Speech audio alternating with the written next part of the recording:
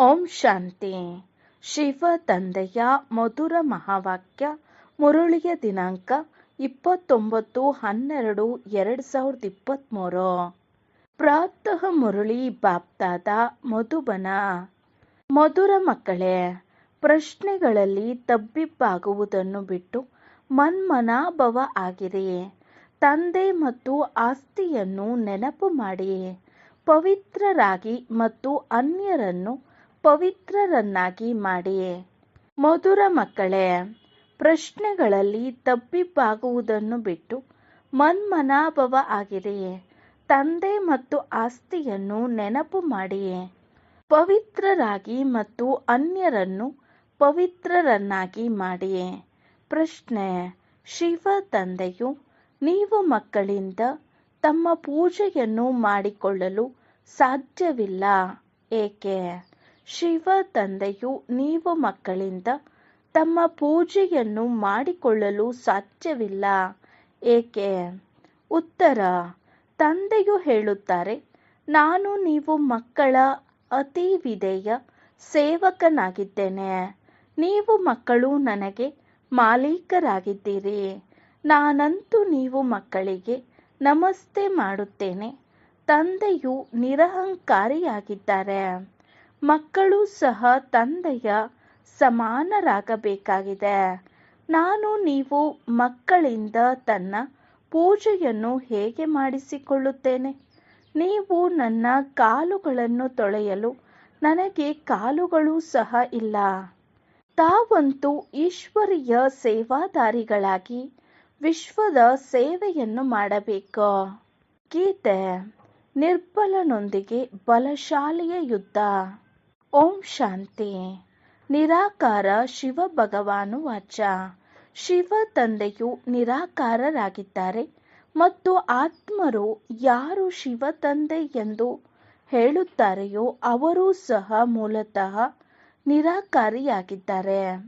ನಿರಾಕಾರಿ ಪ್ರಪಂಚದ ನಿವಾಸಿಗಳಾಗಿದ್ದಾರೆ. ಇಲ್ಲಿ ಪಾತ್ರವನ್ನು ಅಭಿನಯಿಸುವುದಕ್ಕಾಗಿ ಸಾಕಾರಿಯಾಗಿದ್ದಾರೆ. ಈಗ ನಮ್ಮೆಲ್ಲರಿಗಂತೂ ಕಾಲುಗಳಿವೆ, ಕೃಷ್ಣನಿಗೂ ಪಾದಗಳಿವೆ.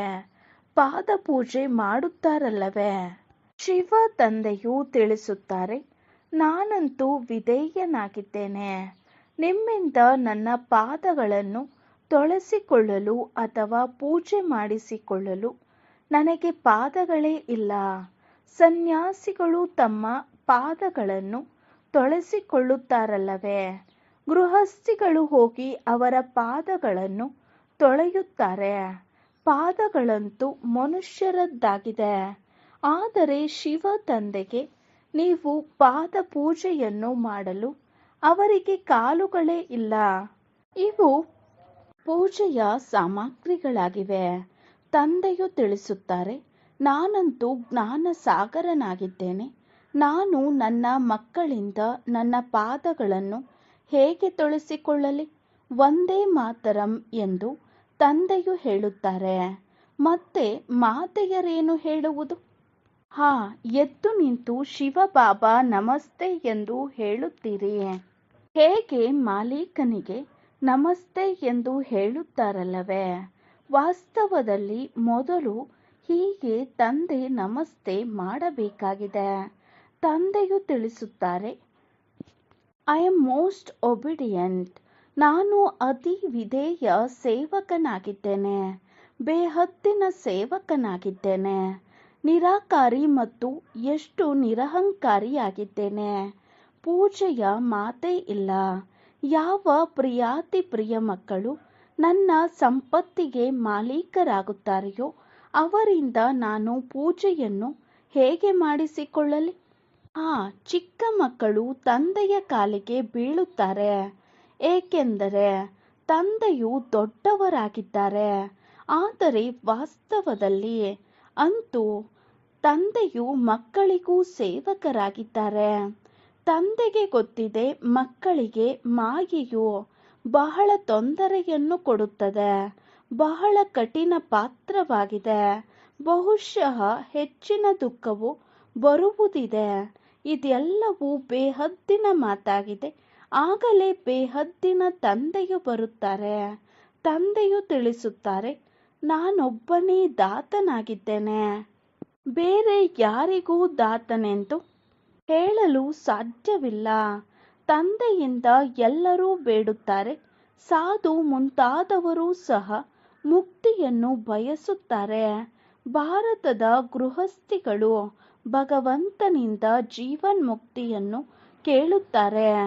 ಅಂದಾಗ ದಾತ ಒಬ್ಬರೇ ಆದರೂ ಸರ್ವರ ಸದ್ಗತಿದಾತ ಒಬ್ಬರೇ ಆಗಿದ್ದಾರೆ ಎಂದು ಗಾಯನವೂ ಇದೆ. ಸಾಧುಗಳು ಯಾವಾಗ ತಾವೇ ಸಾಧನೆ ಮಾಡುತ್ತಾರೆಂದ ಮೇಲೆ ಅವರು ಅನ್ಯರಿಗೆ ಗತಿ ಸದ್ಗತಿಯನ್ನು ಕೊಡಲು ಹೇಗೆ ಸಾಧ್ಯ? ಮುಕ್ತಿದಾತ ಮತ್ತು ಜೀವನ್ಮುಕ್ತಿದಾತ ಒಬ್ಬ ತಂದೆಯೇ ಆಗಿದ್ದಾರೆ. ಸಾಧುಗಳು ಯಾವಾಗ ತಾವೇ ಸಾಧನೆ ಮಾಡುತ್ತಾರೆಂದ ಮೇಲೆ ಅವರು ಅನ್ಯರಿಗೆ ಗತಿ ಸದ್ಗತಿಯನ್ನು ಕೊಡಲು ಹೇಗೆ ಸಾಧ್ಯ? ಮುಕ್ತಿಧಾಮ ಮತ್ತು ಜೀವನ್ಮುಕ್ತಿಧಾಮ ಎರಡರ ಮಾಲೀಕ ಒಬ್ಬ ತಂದೆಯೇ ಆಗಿದ್ದಾರೆ. ಅವರು ತಮ್ಮ ಸಮಯದಲ್ಲಿಯೇ ಒಂದೇ ಬಾರಿ ಬರುತ್ತಾರೆ. ಮತ್ತೆಲ್ಲರೂ ಜನನ ಮರಣದಲ್ಲಿ ಬರುತ್ತಿರುತ್ತಾರೆ. ಆದರೆ ಇವರು ಒಂದೇ ಬಾರಿ ಇರುತ್ತಾರೆ. ಯಾವಾಗ ರಾವಣ ರಾಜ್ಯವು ಸಮಾಪ್ತಿಯಾಗಬೇಕಾಗುತ್ತದೆ, ಅದಕ್ಕೆ ಮೊದಲು ಬರಲು ಸಾಧ್ಯವಿಲ್ಲ. ಹೀಗೆ ಬರಲು ನಾಟಕದಲ್ಲಿ ಪಾತ್ರವೇ ಇಲ್ಲ. ಆದ್ದರಿಂದ ತಂದೆಯು ತಿಳಿಸುತ್ತಾರೆ, ಮಕ್ಕಳೇ, ನೀವು ನನ್ನ ಮೂಲಕವೇ ನನ್ನನ್ನು ಈಗ ಅರಿತುಕೊಂಡಿದ್ದೀರಿ. ಮನುಷ್ಯರು ಅರಿತುಕೊಂಡಿಲ್ಲ. ಅವರು ಸರ್ವವ್ಯಾಪಿ ಎಂದು ಹೇಳಿಬಿಟ್ಟಿದ್ದಾರೆ. ಈಗಂತೂ ರಾವಣ ರಾಜ್ಯವಾಗಿದೆ. ಭಾರತವಾಸಿಗಳೇ ರಾವಣನನ್ನು ಸುಡುತ್ತಿರುತ್ತಾರೆ. ಇದರಿಂದ ರಾವಣ ರಾಜ್ಯವು ಭಾರತದಲ್ಲಿಯೇ ಆಗುತ್ತದೆ ಎಂಬುದು ಸಿದ್ಧವಾಗುತ್ತದೆ. ರಾಮರಾಜ್ಯವು ಭಾರತದಲ್ಲಿಯೇ ಆಗುತ್ತದೆ. ಈಗ ರಾವಣ ರಾಜ್ಯವು ಹೇಗೆ ಎಂಬ ಮಾತುಗಳನ್ನು ರಾಮರಾಜ್ಯವನ್ನು ಸ್ಥಾಪನೆ ಮಾಡುವವರೇ ತಿಳಿಸುತ್ತಾರೆ. ಇದನ್ನು ಯಾರು ತಿಳಿಸುತ್ತಾರೆ? ನಿರಾಕಾರ ಶಿವ ಭಗವಾನುವಾಚ. ಆತ್ಮನಿಗೆ ಶಿವನೆಂದು ಹೇಳುವುದಿಲ್ಲ. ಆತ್ಮರೆಲ್ಲರೂ ಸಾಲಿಗ್ರಾಮಗಳಾಗಿದ್ದಾರೆ. ಒಬ್ಬರನ್ನೇ ಶಿವನೆಂದು ಹೇಳಲಾಗುತ್ತದೆ. ಸಾಲಿಗ್ರಾಮಗಳು ಬಹಳ ಇರುತ್ತವೆ. ಇದು ರುದ್ರ ಜ್ಞಾನ ಯಜ್ಞವಾಗಿದೆ. ಆ ಬ್ರಾಹ್ಮಣರು ಯಾವ ಯಜ್ಞವನ್ನು ರಚಿಸುತ್ತಾರೆಯೋ ಅದರಲ್ಲಿ ಒಂದು ದೊಡ್ಡ ಶಿವಲಿಂಗ ಮತ್ತು ಚಿಕ್ಕ ಚಿಕ್ಕ ಸಾಲಿಗ್ರಾಮಗಳನ್ನು ಮಾಡಿ ಪೂಜಿಸುತ್ತಾರೆ. ದೇವಿಯರು ಮೊದಲಾದವರ ಪೂಜೆಯಂತೂ ವರ್ಷ ವರ್ಷವೂ ಆಗುತ್ತದೆ. ಹೀಗೆ ಪ್ರತಿನಿತ್ಯ ಮಣ್ಣಿನಿಂದ ತಯಾರಿಸುತ್ತಾರೆ ಮತ್ತು ಪೂಜಿಸುತ್ತಾರೆ. ರುದ್ರನಿಗೆ ಬಹಳ ಮಾನ್ಯತೆ ಇದೆ. ಸಾಲಿಗ್ರಾಮಗಳು ಯಾರೆಂದು ಅವರು ತಿಳಿದುಕೊಂಡೇ ಇಲ್ಲ. ನೀವು ಶಿವಶಕ್ತಿ ಸೇನೆಯು ಪತಿತರನ್ನು ಪಾವನರನ್ನಾಗಿ ಮಾಡುತ್ತೀರಿ. ಶಿವನ ಪೂಜೆಯಂತೂ ಆಗುತ್ತದೆ. ಸಾಲಿಗ್ರಾಮಗಳು ಎಲ್ಲಿ ಹೋಗುವುದೋ? ಆದ್ದರಿಂದ ಬಹಳ ಮನುಷ್ಯರು ರುದ್ರ ಯಜ್ಞವನ್ನು ರಚಿಸಿ ಸಾಲಿಗ್ರಾಮಗಳ ಪೂಜೆ ಮಾಡುತ್ತಾರೆ. ಶಿವ ಬಾಬಾರವರ ಜೊತೆ ಮಕ್ಕಳೂ ಸಹ ಪರಿಶ್ರಮ ಪಡುತ್ತಿರುತ್ತೀರಿ. ಶಿವ ಬಾಬನ ಸಹಯೋಗಿಗಳಾಗಿದ್ದೀರಿ. ಆದ್ದರಿಂದ ಈಶ್ವರೀಯ ಸೇವಾದಾರಿಗಳೆಂದು ಹೇಳಲಾಗುತ್ತದೆ. ಸ್ವಯಂ ನಿರಾಕಾರ ತಂದೆಯೂ ಸಹ ಅವಶ್ಯಕವಾಗಿ ಯಾವುದಾದರೂ ಶರೀರದಲ್ಲಿ ಬರುತ್ತಾರಲ್ಲವೇ? ಸ್ವರ್ಗದಲ್ಲಂತೂ ಸೇವೆ ಮಾಡುವ ಅವಶ್ಯಕತೆ ಇರುವುದಿಲ್ಲ. ಶಿವಬಾಬಾ ತಿಳಿಸುತ್ತಾರೆ, ನೋಡಿ, ಇವರು ನನ್ನ ಸೇವಾದಾರಿ ಮಕ್ಕಳಾಗಿದ್ದಾರೆ. ನಂಬರ್ ವಾರಂತೂ ಇರುತ್ತಾರಲ್ಲವೇ? ಎಲ್ಲರ ಪೂಜೆಯನ್ನಂತೂ ಮಾಡಲು ಸಾಧ್ಯವಿಲ್ಲ. ಈ ಯಜ್ಞವು ಭಾರತದಲ್ಲಿಯೇ ಆಗುತ್ತದೆ. ಇದರ ರಹಸ್ಯವನ್ನು ತಂದೆಯೇ ತಿಳಿಸುತ್ತಾರೆ. ಆ ಬ್ರಾಹ್ಮಣರಾಗಲಿ ಅಥವಾ ಸೇಠ್ಗಳಾಗಲಿ ತಿಳಿದುಕೊಂಡಿಲ್ಲ. ವಾಸ್ತವದಲ್ಲಿ ಇದು ರುದ್ರ ಜ್ಞಾನ ಯಜ್ಞವಾಗಿದೆ. ಮಕ್ಕಳು ಪವಿತ್ರರಾಗಿ ಭಾರತವನ್ನು ಸ್ವರ್ಗವನ್ನಾಗಿ ಮಾಡುತ್ತೀರಿ. ಇದು ದೊಡ್ಡ ಆಸ್ಪತ್ರೆಯಾಗಿದೆ. ಇಲ್ಲಿ ಯೋಗದ ಮೂಲಕ ನಾವು ಸದಾ ಆರೋಗ್ಯವಂತರಾಗುತ್ತೇವೆ. ತಂದೆಯು ಹೇಳುತ್ತಾರೆ, ನನ್ನನ್ನು ನೆನಪು ಮಾಡಿ. ದೇಹದ ಅಹಂಕಾರವು ಮೊದಲಿನ ನಂಬರಿನ ವಿಕಾರವಾಗಿದೆ. ಯಾವುದು ಯೋಗವನ್ನು ಕತ್ತರಿಸುತ್ತದೆ. ದೇಹಾಭಿಮಾನಿಗಳಾಗುತ್ತೀರಿ, ತಂದೆಯನ್ನು ಮರೆಯುತ್ತೀರಿ. ಆಗಲೇ ಮತ್ತೆಲ್ಲ ವಿಕಾರಗಳು ಬಂದು ಬಿಡುತ್ತವೆ. ನಿರಂತರವಾಗಿ ನೆನಪಿನಲ್ಲಿರುವುದೇ ಪರಿಶ್ರಮವಾಗಿದೆ. ಮನುಷ್ಯರು ಕೃಷ್ಣನನ್ನು ಭಗವಂತನೆಂದು ತಿಳಿದು ಅವರ ಪೂಜೆ ಮಾಡುತ್ತಾರೆ. ಆದರೆ ಅವರ ಪಾದ ಪೂಜೆ ಮಾಡಲು ಕೃಷ್ಣನು ಪತಿತ ಪಾವನನಂತೂ ಅಲ್ಲ. ಶಿವ ತಂದೆಗೆ ಕಾಲುಗಳಿಲ್ಲ. ಅವರು ಬಂದು ಮಾತೆಯರ ಸೇವಕರಾಗುತ್ತಾರೆ ಹಾಗೂ ತಿಳಿಸುತ್ತಾರೆ. ತಂದೆ ಮತ್ತು ಸ್ವರ್ಗವನ್ನು ನೆನಪು ಮಾಡಿದರೆ ನೀವು 21 ಜನ್ಮಗಳ ಕಾಲ ರಾಜ್ಯ ಮಾಡುತ್ತೀರಿ. 21 ಪೀಳಿಗೆಗಳೆಂದು ಗಾಯನವಿದೆ. ಅನ್ಯ ಧರ್ಮಗಳಲ್ಲಿ ಹೀಗೆ ಗಾಯನವಿಲ್ಲ. ಯಾವುದೇ ಧರ್ಮದವರಿಗೆ 21 ಜನ್ಮಗಳ ಸ್ವರ್ಗದ ಬಾದಶಾಹಿಯು ಸಿಗುವುದಿಲ್ಲ. ಇದು ಸಹ ನಾಟಕ ಮಾಡಲ್ಪಟ್ಟಿದೆ. ದೇವತಾ ಧರ್ಮದವರು ಯಾರು ಅನ್ಯ ಧರ್ಮಗಳಲ್ಲಿ ಸೇರಿ ಹೋಗಿದ್ದಾರೆಯೋ ಅವರು ಪುನಃ ಬರುತ್ತಾರೆ. ಸ್ವರ್ಗದ ಸುಖವಂತೂ ಅಪಾರವಾಗಿದೆ. ಹೊಸ ಪ್ರಪಂಚ, ಹೊಸ ಮನೆಯಲ್ಲಿ ಒಳ್ಳೆಯ ಸುಖವಿರುತ್ತದೆ. ಅದು ಸ್ವಲ್ಪ ಹಳೆಯದಾದಾಗ ಒಂದಲ್ಲ ಒಂದು ಕಲೆಯುಂಟಾಗಿ ಬಿಡುತ್ತದೆ. ಮತ್ತೆ ಅದನ್ನು ದುರಸ್ತಿ ಮಾಡಿಸಲಾಗುತ್ತದೆ. ಅಂದಾಗ ಹೇಗೆ ತಂದೆಯ ಮಹಿಮೆಯು ಅಪಾರವಾಗಿದೆಯೋ ಹಾಗೆಯೇ ಸ್ವರ್ಗದ ಮಹಿಮೆಯು ಅಪಾರವಾಗಿದೆ. ಯಾವುದಕ್ಕೆ ಮಾಲೀಕರಾಗಲು ನೀವೀಗ ಪುರುಷಾರ್ಥ ಮಾಡುತ್ತಿದ್ದೀರಿ? ತಂದೆಯ ವಿನಃ ಮತ್ಯಾರೂ ಸ್ವರ್ಗದ ಮಾಲೀಕರನ್ನಾಗಿ ಮಾಡಲು ಸಾಧ್ಯವಿಲ್ಲ. ನೀವು ಮಕ್ಕಳು ತಿಳಿದುಕೊಂಡಿದ್ದೀರಿ, ವಿನಾಶದ ದೃಶ್ಯವು ಬಹಳ ಕರುಣಾಜನಕವಾಗಿರುತ್ತದೆ. ಆದ್ದರಿಂದ ಮೊದಲು ತಂದೆಯಿಂದ ಆಸ್ತಿಯನ್ನು ತೆಗೆದುಕೊಳ್ಳಬೇಕು. ಈಗ ನನ್ನವರಾಗಿ ಅರ್ಥಾತ್ ಈಶ್ವರನ ಮಡಿಲನ್ನು ಪಡೆಯಿರಿ ಎಂದು ತಂದೆಯು ತಿಳಿಸುತ್ತಾರೆ. ಶಿವ ಬಾಬಾ ಹಿರಿಯರಾಗಿದ್ದಾರಲ್ಲವೇ? ಅಂದಾಗ ನಿಮಗೆ ಬಹಳ ಪ್ರಾಪ್ತಿಯಿದೆ. ಸ್ವರ್ಗದ ಸುಖವು ಅಪಾರವಾಗಿದೆ. ಹೆಸರನ್ನು ಕೇಳುತ್ತಿದ್ದಂತೆಯೇ ಬಾಯಲ್ಲಿ ನೀರು ಬರುತ್ತದೆ. ಇಂತಹವರು ಸ್ವರ್ಗಕ್ಕೆ ಹೋದರೆಂದು ಹೇಳುತ್ತಾರೆ. ಅಂದರೆ ಸ್ವರ್ಗವು ಎಲ್ಲರಿಗೆ ಪ್ರಿಯವೆನಿಸುತ್ತದೆಯಲ್ಲವೇ? ಇದಂತೂ ನರಕವಾಗಿದೆ. ಎಲ್ಲಿಯವರೆಗೆ ಸತ್ಯಯುಗವಾಗುವುದಿಲ್ಲವೋ ಅಲ್ಲಿಯವರೆಗೆ ಯಾರೂ ಸ್ವರ್ಗಕ್ಕೆ ಹೋಗಲು ಸಾಧ್ಯವಿಲ್ಲ. ತಂದೆಯು ತಿಳಿಸುತ್ತಾರೆ, ಈ ಜಗದಂಬಾ ಹೋಗಿ ಸ್ವರ್ಗದ ಮಹಾಲಕ್ಷ್ಮಿ, ಮಹಾರಾಣಿ. ನಂತರ ಆ ಮಕ್ಕಳು ನಂಬರ್ ವಾರ್ ಆಗುತ್ತಾರೆ. ಮಮ್ಮ ಬಾಬಾ ಹೆಚ್ಚಿನ ಪುರುಷಾರ್ಥ ಮಾಡುತ್ತಾರೆ. ಅಲ್ಲಿ ಮಕ್ಕಳೂ ಸಹ ರಾಜ್ಯ ಮಾಡುತ್ತಾರೆ. ಕೇವಲ ಲಕ್ಷ್ಮೀನಾರಾಯಣರಷ್ಟೇ ಮಾಡುವುದಿಲ್ಲ. ಅಂದಾಗ ಈಗ ತಂದೆಯು ಬಂದು ಮನುಷ್ಯರಿಂದ ದೇವತೆಗಳನ್ನಾಗಿ ಮಾಡುತ್ತಾರೆ, ಓದಿಸುತ್ತಾರೆ. ಒಂದು ವೇಳೆ ಕೃಷ್ಣನು ಹೀಗೆ ಮಾಡುತ್ತಾನೆ ಎನ್ನುವುದಾದರೆ ಕೃಷ್ಣನನ್ನು ದ್ವಾಪರದಲ್ಲಿ ತೆಗೆದುಕೊಂಡು ಹೋಗಿದ್ದಾರೆ. ದ್ವಾಪರದಲ್ಲಂತೂ ದೇವತೆಗಳು ಇರುವುದಿಲ್ಲ.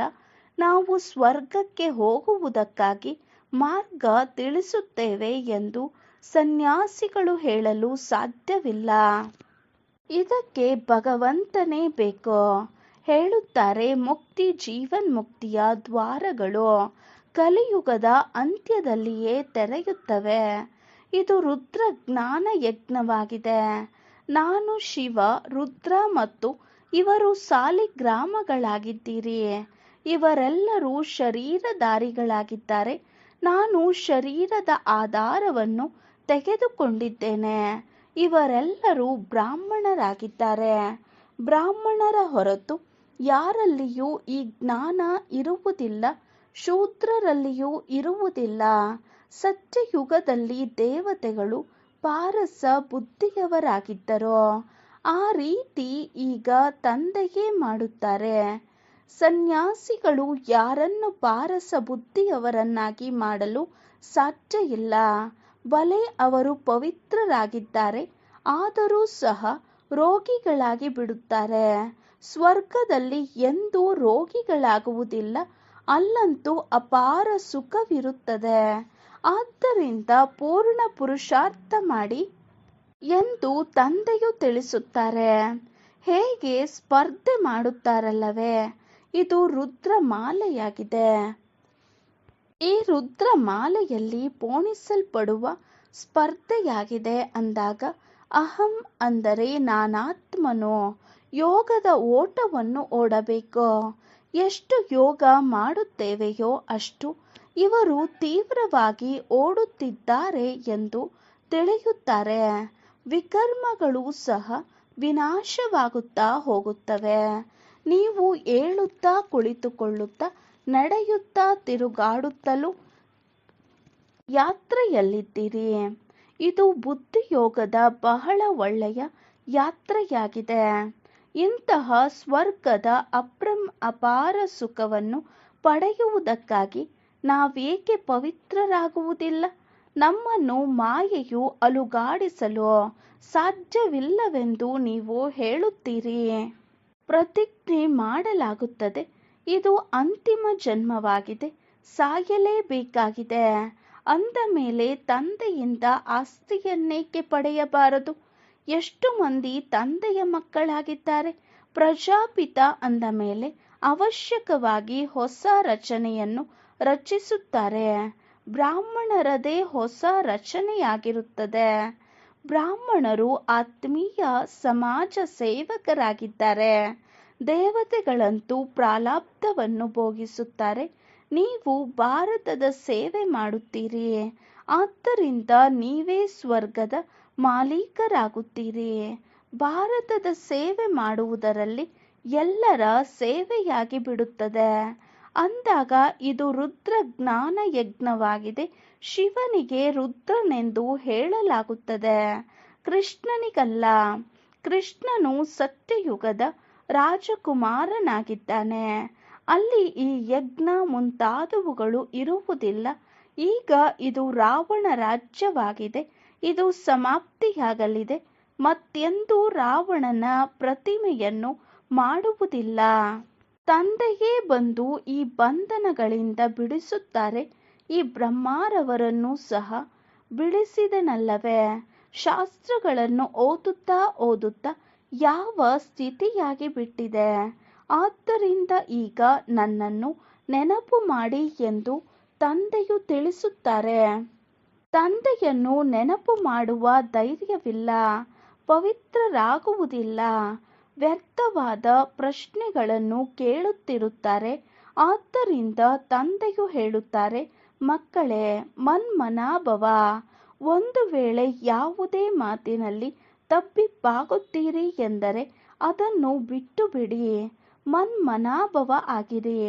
ಪ್ರಶ್ನೆಗೆ ಪ್ರತ್ಯುತ್ತರ ಸಿಗಲಿಲ್ಲವೆಂದು ಹೇಳಿ ವಿದ್ಯೆಯನ್ನೇ ಬಿಟ್ಟು ಬಿಡುವುದಲ್ಲ. ಭಗವಂತನಾಗಿದ್ದರೂ ಉತ್ತರವನ್ನೇಕೆ ಕೊಡುವುದಿಲ್ಲ ಎಂದು ಹೇಳುತ್ತಾರೆ. ಇದಕ್ಕೆ ತಂದೆಯು ತಿಳಿಸುತ್ತಾರೆ, ನಿಮ್ಮ ಕೆಲಸವು ತಂದೆ ಮತ್ತು ಆಸ್ತಿಯೊಂದಿಗಿದೆ. ಚಕ್ರವನ್ನು ಸಹ ನೆನಪು ಮಾಡಬೇಕಾಗುತ್ತದೆ. ಅವರು ಸಹ ತ್ರಿಮೂರ್ತಿ ಮತ್ತು ಚಕ್ರವನ್ನು ತೋರಿಸುತ್ತಾರೆ. ಸತ್ಯಮೇವ ಜಯತೆ ಎಂದು ಬರೆಯುತ್ತಾರೆ. ಆದರೆ ಅರ್ಥವನ್ನು ತಿಳಿದುಕೊಂಡಿಲ್ಲ. ನೀವು ತಿಳಿಸಬೇಕು.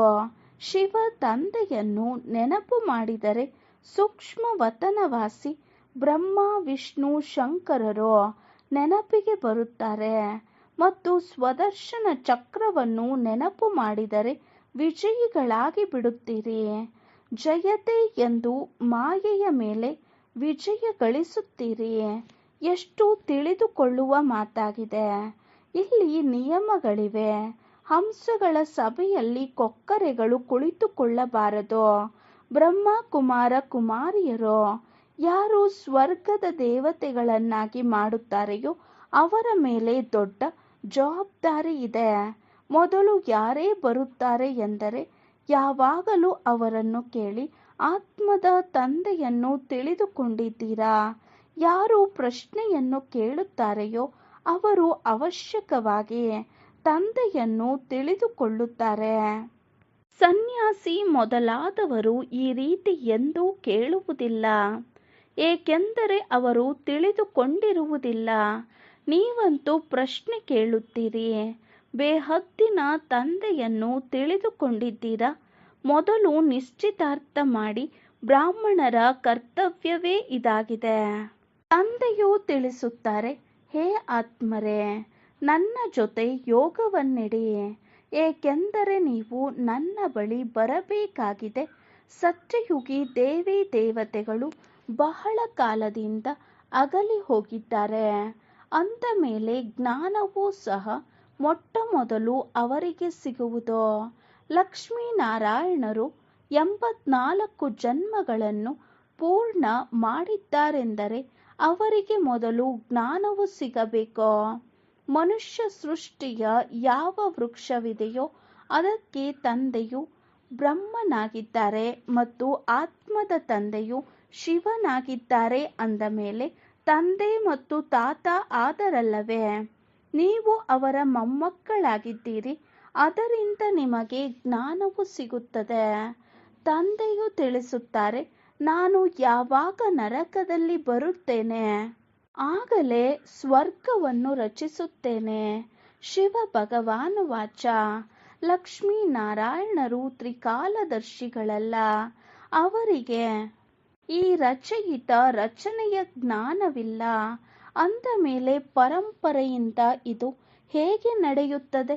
ಇವರಂತೂ ಮೃತ್ಯುವು ಬಂದಿತೆಂದರೆ ಬಂದಿತು ಎಂದು ಕೇವಲ ಹೇಳುತ್ತಿರುತ್ತಾರೆ. ಆದರೆ ಏನೂ ಆಗುವುದಿಲ್ಲವೆಂದು ಕೆಲವರು ತಿಳಿಯುತ್ತಾರೆ. ಇದರ ಮೇಲೆ ಒಂದು ಉದಾಹರಣೆಯೂ ಇದೆ. ಹುಲಿ ಬಂದಿತು, ಆದರೆ ಹುಲಿಯು ಬರಲೇ ಇಲ್ಲ.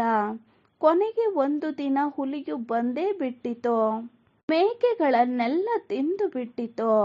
ಇವೆಲ್ಲ ಇಲ್ಲಿಯ ಮಾತುಗಳಾಗಿವೆ. ಒಂದು ದಿನ ಕಾಲವು ಎಲ್ಲರನ್ನೂ ಕಬಳಿಸಿ ಬಿಡುತ್ತದೆ. ಮತ್ತೇನು ಮಾಡುತ್ತೀರಿ?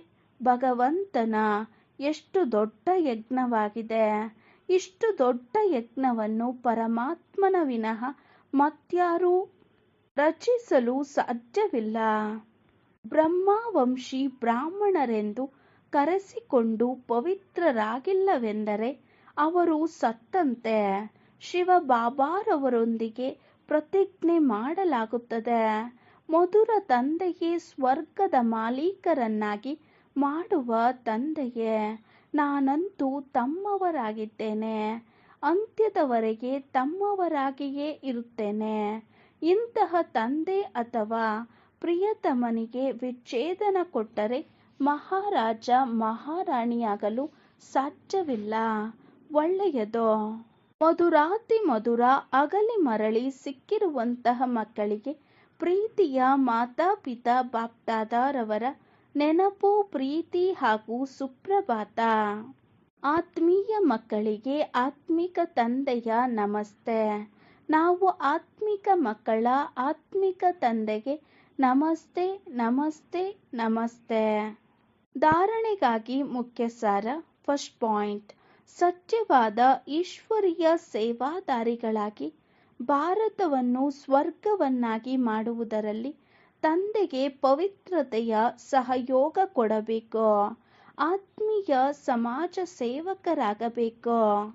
ಸೆಕೆಂಡ್ ಪಾಯಿಂಟ್, ಯಾವುದೇ ಪ್ರಕಾರದ ಪ್ರಶ್ನೆಗಳಲ್ಲಿ ಗೊಂದಲಕ್ಕೊಳಗಾಗಿ ವಿದ್ಯೆಯನ್ನು ಬಿಡಬಾರದು. ಪ್ರಶ್ನೆಗಳನ್ನು ಬಿಟ್ಟು ತಂದೆ ಮತ್ತು ಆಸ್ತಿಯನ್ನು ನೆನಪು ಮಾಡಬೇಕು. ವರದಾನ: ಎಲ್ಲ ಮಿತಿಗಳಿಂದ ದೂರವಿರುತ್ತಾ ಎಲ್ಲರನ್ನೂ ತನ್ನತನದ ಭಾವನೆ ಅನುಭೂತಿ ಮಾಡಿಸುವಂತಹ ಅನುಭವಿ ಮೂರ್ತಿಗಳಾಗಿ. ಎಲ್ಲ ಮಿತಿಗಳಿಂದ ದೂರವಿರುತ್ತಾ ಎಲ್ಲರನ್ನೂ ತನ್ನತನದ ಭಾವನೆಯ ಅನುಭೂತಿ ಮಾಡಿಸುವಂತಹ ಅನುಭವಿ ಮೂರ್ತಿಗಳಾಗಿ. ವಿವರಣೆ: ಹೇಗೆ ಪ್ರತಿಯೊಬ್ಬರ ಮನಸ್ಸಿನಿಂದ ಬರುತ್ತದೆ ನನ್ನ ಬಾಬಾ. ಹಾಗೆ ಎಲ್ಲರ ಮನಸ್ಸಿನಲ್ಲಿ ಬರಲಿ, ಇವರು ನನ್ನವರಾಗಿದ್ದಾರೆ. ಬೇಹದ್ದಿನ ಸಹೋದರ ಇಲ್ಲ ಸಹೋದರಿ ಆಗಿದ್ದಾರೆ, ದೀದಿ ಆಗಿದ್ದಾರೆ, ದಾದಿ ಆಗಿದ್ದಾರೆ. ಎಲ್ಲೇ ಇರಲಿ, ಆದರೆ ಬೇಹದ್ದಿನ ಸೇವೆಗೆ ನಿಮಿತ್ತರಾಗಿರುವೆವು. ಮಿತಿಗಳಿಂದ ಪಾರಾಗಿರುತ್ತಾ ಬೇಹದ್ದಿನ ಭಾವನೆ, ಬೇಹದ್ದಿನ ಶ್ರೇಷ್ಠ ಕಾಮನೆ ಇಡಬೇಕು. ಇದೇ ಆಗಿದೆ ಫಾಲೋ ಫಾದರ್ ಮಾಡುವುದು. ಈಗ ಇದರ ಪ್ರಾಕ್ಟಿಕಲ್ ಅನುಭವ ಮಾಡಿ ಮತ್ತು ಮಾಡಿಸಿ. ಹಾಗೆಯೇ ಅನುಭವಿ ವಯಸ್ಕರಿಗೆ ಪಿತಾಜಿ ಕಾಕಾಜಿ ಎಂದು ಕರೆಯುತ್ತಾರೆ. ಈ ರೀತಿ ಬೇಹದ್ದಿನ ಅನುಭವಿ ಅರ್ಥಾತ್ ಎಲ್ಲರಿಗೂ ನನ್ನತನದ ಅನುಭವವಾಗಬೇಕು. ಸ್ಲೋಗನ್: ಉಪರಾಮ್ ಸ್ಥಿತಿಯ ಮೂಲಕ ಹಾರುವ ಕಲೆಯಲ್ಲಿ ಹಾರುತ್ತಿದ್ದಲ್ಲಿ ಕರ್ಮರೂಪಿ ಕೊಂಬೆಯ ಬಂಧನದಲ್ಲಿ ಸಿಕ್ಕಿ ಹಾಕಿಕೊಳ್ಳುವುದಿಲ್ಲ. ಉಪರಾಮ್ ಸ್ಥಿತಿಯ ಮೂಲಕ ಹಾರುವ ಕಲೆಯಲ್ಲಿ ಹಾರುತ್ತಿದ್ದಲ್ಲಿ ಕರ್ಮರೂಪಿ ಕೊಂಬೆಯ ಬಂಧನದಲ್ಲಿ ಸಿಕ್ಕಿ ಹಾಕಿಕೊಳ್ಳುವುದಿಲ್ಲ. ಓಂ ಶಾಂತಿ.